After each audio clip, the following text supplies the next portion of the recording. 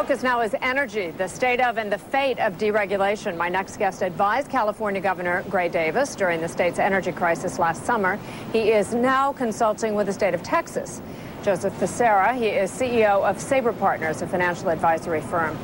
So how are things going in California? I guess you got saved by lower energy prices and well, I think other things. Well, the governor had a great deal to do with getting those lower energy prices through both a combination of contracts and conservation and encouraging construction where there hadn't been any construction plants approved prior to his arrival. But natural gas prices are down a lot and oil prices are down a lot, Absolutely. So that's definitely They helping. drove a lot of the prices down, but some of this needed to be done as a result of managing demand had an effect on prices.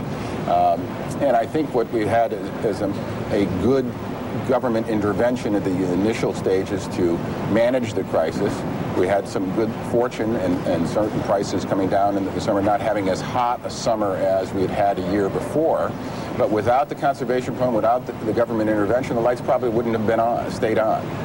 Now, you're now talking to the state of Texas about deregulation. What did you learn in California that can be applied in Texas? Well, Texas, there are two different things. Texas learned from California and avoided some of the structural problems that California had in their law back past the 1999 SB 7.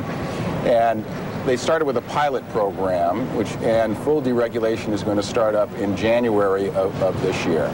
They also expedited the construction of power plants and siting requirements and had more of an abundance of power going into deregulation, whereas California didn't have that because of past neglect.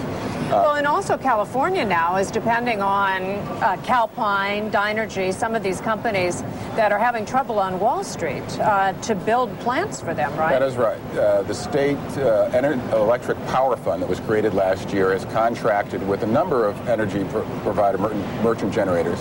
About a third of the megawatts that has been contracted for with Calpine and Dynergy. I think it's about 5,000 megawatts for Calpine, which is an in-state generator, and about 3,000 or 4,000 for Dynergy, which is about 1/3 of all of the contracts.